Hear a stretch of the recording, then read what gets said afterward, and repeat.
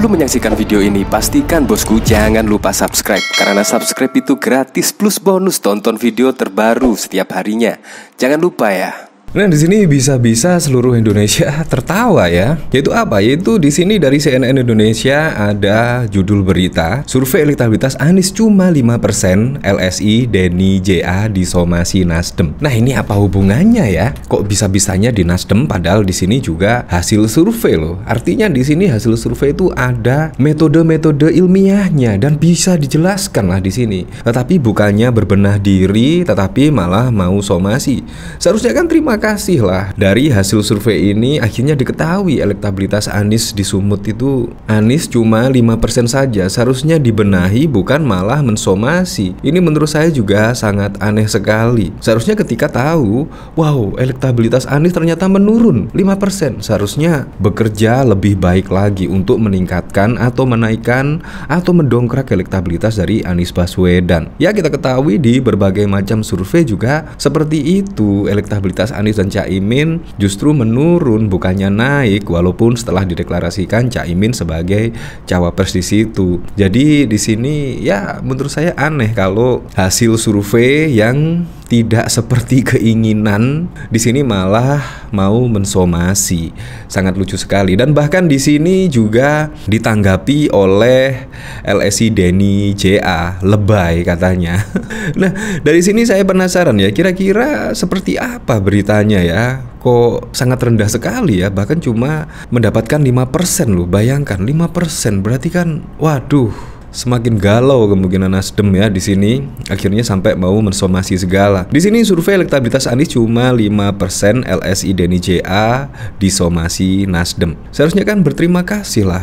Di sini Badan Advokasi Hukum DPW Partai Nasdem Sumatera Utara melayangkan somasi ke lingkaran survei Indonesia LSI Denny JA. Mereka tak terima dengan hasil survei LSI Denny JA yang menyatakan elektabilitas bakal calon presiden Anies Baswedan terkait Pilpres 2024 di Sumut hanya 5%. Sementara itu, Ketua DPW Nasdem Sumut, Iskandar ST mengatakan elektabilitas dua rival Anies, yakni Ganjar Pranowo memperoleh 65% dan Prabowo Subianto 30%. Kami menyatakan keberatan dengan hasil survei tersebut dan kami juga ingin menguji hasil survei itu karena adanya kejanggalan, ujar Iskandar didampingi ratusan advokat di auditorium DPW Nasdem Sumut pada 9 Oktober. Di sini pasti ketika yaitu Nasdem ingin mencari kebenaran atau pertanggungjawaban dari survei tersebut, pasti akan dikasih tahu kok, dan pasti juga transparan kok, pasti juga ada metode-metodenya pasti kalau hasil survei.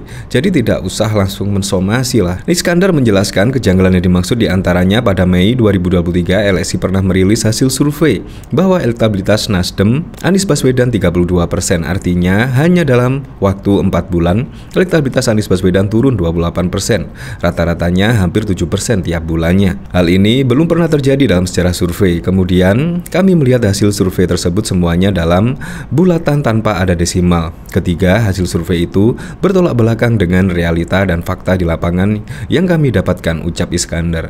Ya, ini namanya juga survei ya, pasti bisa dipertanggungjawabkan dan juga bisa dimintai keterangan lah bahwa hasil survei ini memang ya hasilnya memang seperti itu.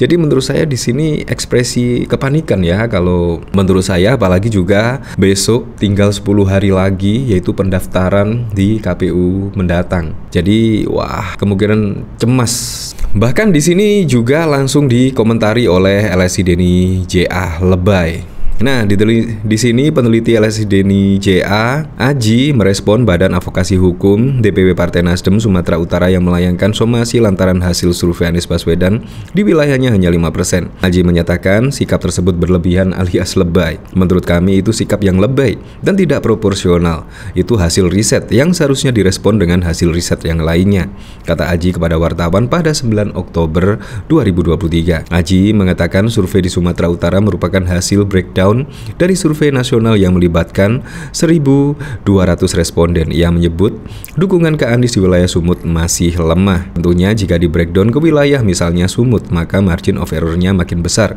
Namun yang bisa dibaca dari data itu bahwa dukungan Anies di Sumut masih lemah. Jadi jangan hanya terpaku pada angka Anies yang hanya 5%. Itu di survei kami September, atau survei Juli 2023 Anies hanya 7,5% di Sumut. Artinya dari dua survei itu Anies masih lemah di Sumut, sambungnya.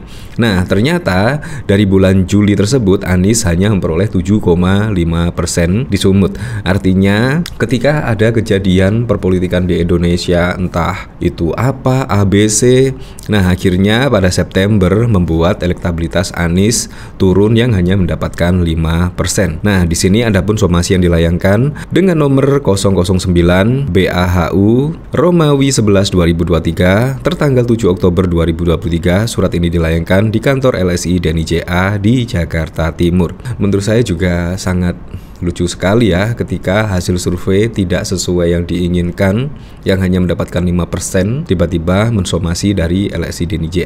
Nah, dari sini saya penasaran ya, kira-kira komentar-komentarnya bagaimana ya?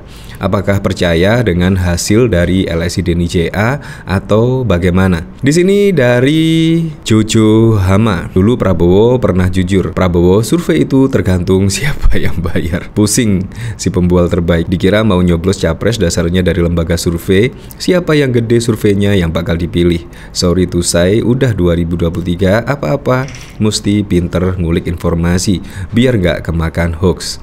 Ngeri sedap. Tersinggung ceritanya ya, konyol bener. Mestinya nggak perlu disomasi, mereka kan cari makan. Iya, padahal pada waktu lalu juga Anies Baswedan ketika mengomentari hasil survei yang beredar, di situ bahkan Anies ya survei itu juga mencari nafkah, katanya seperti itu. Jadi tidak usah disomasi seperti ini kalau memang mendengar perkataan dari Anies pada waktu lalu.